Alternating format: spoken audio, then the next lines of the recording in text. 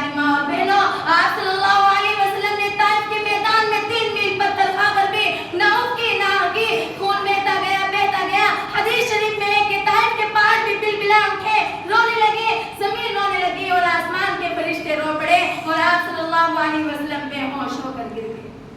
لیکن میری پیارے عزیز اور مائیں بہنوں، آپ صلی اللہ علیہ وسلم بے ہوش ہو کر گر گئے، لیکن بد دعا کا ایک لفظ بھی منہ سے نہ نکالا۔ وہ نبی جو کافروں کے لیے بد دعا نہ کرتا ہوا اپنی امت کے کلمہ گو لوگوں کے لیے کتنا شفیق و مہربان ہوگا۔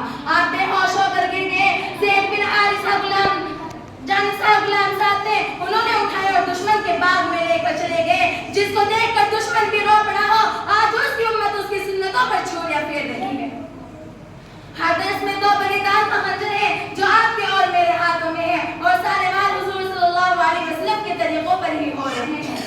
کہتے ہیں کہ زندگی کا ایک کرو تو ثواب، نہ کرو تو گناہ کوئی نہیں۔ غور کرو میری بہنوں، اگر کسی میل کا ایک پرزہ خراب ہو جائے تو کیا وہ میل چلتی رہے گی؟ بلکہ سائرن بجنا شروع ہو جائے گا، جو اشارہ اس بات کا ہوگا کہ فائٹ آ گیا ہے۔ تو کیا اس وقت یہ کہہ دیا جائے گا کہ کوئی بات نہیں، ایک پرزہ ہی تو ہے؟ اگر ہم ایک پرزے کی وجہ سے لاپرواہی اختیار کریں گے تو اگلے دن میل میں بھٹا بیٹھا ہوا ہوگا۔ تو میں آپ سے پوچھنا چاہتی ہوں، کیا میرے نبی صلی اللہ علیہ وسلم کی سنتیں ایک میل کے پرزے سے بھی زیادہ سستی ہیں؟ میری پیارے عزیز اور مائیں بہنوں، ہر نبی نے تنہا کر اللہ تبارک و تعالیٰ کو اپنا دکھڑا سنایا۔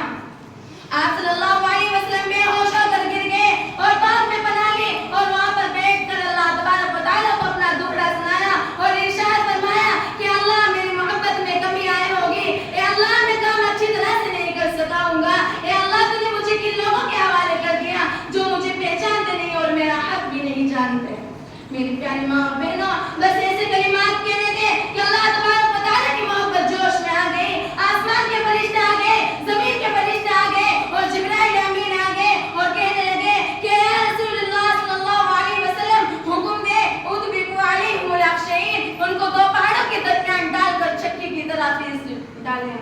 لیکن میری پیاری ماں اور بہنوں، قربان جائے اس استاد ہستی پر، قربان جائے اس محمد صلی اللہ علیہ وسلم پر، جب یہ سنا تو کہنے لگے کہ نہیں، اگر یہ مجھ پر ایمان نہیں لاتے تو اللہ تبارک و تعالیٰ ان کی نسلوں میں ایسا افراد پیدا کریں گے جو مجھ پر ایمان لائیں گے۔ جب فرشتوں نے یہ سنا تو رونے لگے اور کہنے لگے رؤوف الرحیم بالمؤمنین رؤوف الرحیم، میرے اللہ نے سچ کہا، آپ واقعی رؤوف الرحیم ہیں۔ میرے پیارے عزیز اور مائیں بہنوں، اب آخری میں اللہ تبارک و تعالیٰ سے دعا ہے کہ اللہ تعالیٰ ہم سب کو حضور صلی اللہ علیہ وسلم کی سنتوں کو زندہ کرنے والی بنائے اور سننے سے زیادہ عمل کرنے کی توفیق عطا فرمائے۔